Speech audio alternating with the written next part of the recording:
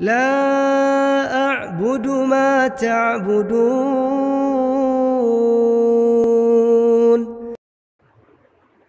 جیسا کہ میں نے عرض کیا کہ نبی کریم صلی اللہ علیہ وآلہ وسلم کے دور میں شرک کی سب سے بڑی علامت بت پرستی تھی۔ اسی طرح مختلف ادوار کے اندر بہت ساری صورتیں شرک کی جو ہے نا وہ رہیں۔ آج بھی شرک ہو رہا ہے، اور آج بھی توحید پرستی کی راہ میں رکاوٹ ہے۔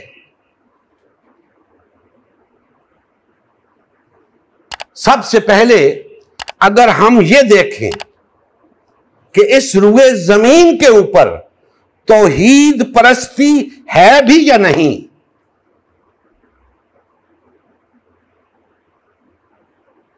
تو ہمیں یہ نظر آئے گا کہ توحید پرستی کا دعویٰ تو موجود ہے، توحید پرستی کے دعوے دار تو موجود ہیں، توحید پرستی موجود نہیں۔ کیوں؟ اس لیے کہ جہاں شرک ہوتا ہے تو معاشرے کے اندر شرک کی علامات ظاہر ہوتی ہیں۔ جہاں توحید ہوتی ہے تو معاشرے کے اندر توحید کی علامات ظاہر ہوتی ہیں۔ شرک کی کیا علامات ہیں؟ یاد رکھیں، شرک تمام برائیوں کا منبع ہے۔ تمام برائیاں شرک سے پھوٹتی ہیں۔ بد امنی شرک سے پھوٹتی ہے، قتل و غارت گری شرک سے پھوٹتی ہے، فحاشی اور عریانی شرک سے پھوٹتی ہے، ناانصافی ظلم شرک سے جنم لیتا ہے۔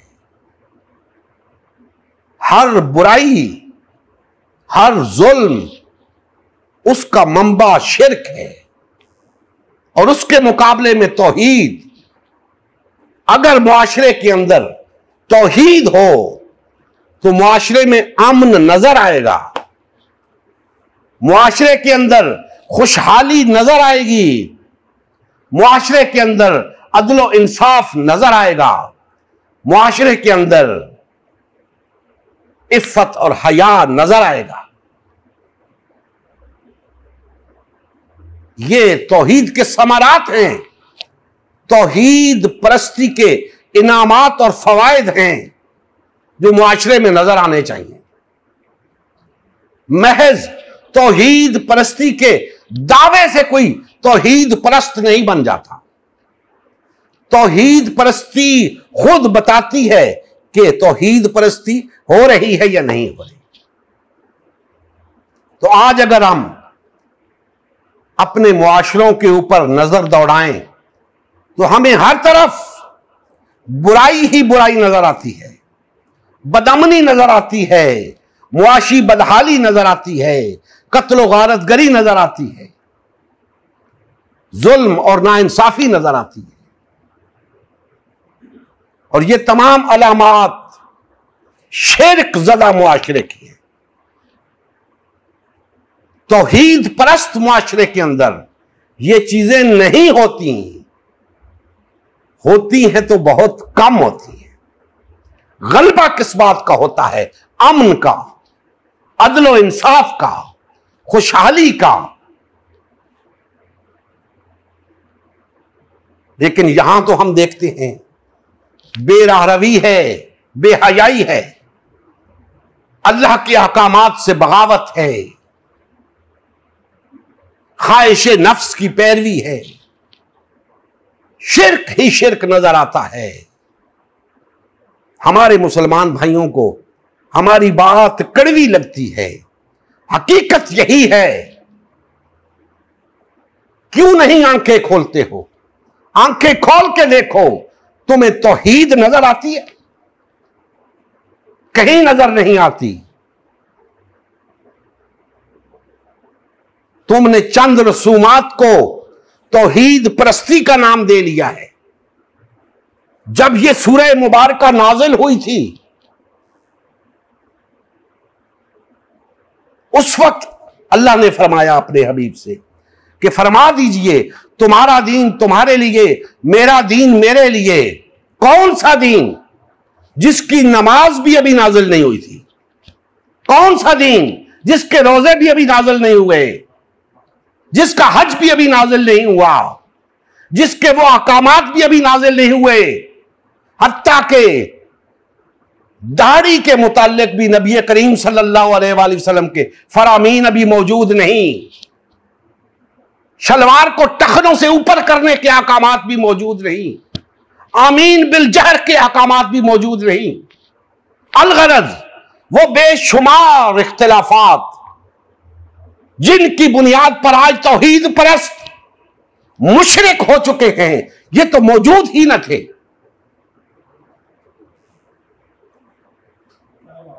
یہ وہ تمام چیزیں تھیں جو موجود نہ تھیں، دین موجود تھا، تو وہ کون سا دین تھا؟ نبی کریم صلی اللہ علیہ وآلہ وسلم کی زندگی کا مقصد غلبہ دین اسلام تھا۔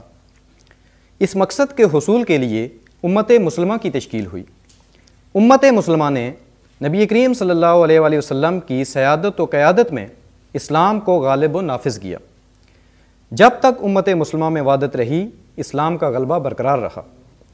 جیسے ہی امت مسلمہ میں تفرقہ رونما ہونا شروع ہوا، یعنی پارٹی بازی شروع ہوئی، اسلام کا غلبہ جاتا رہا۔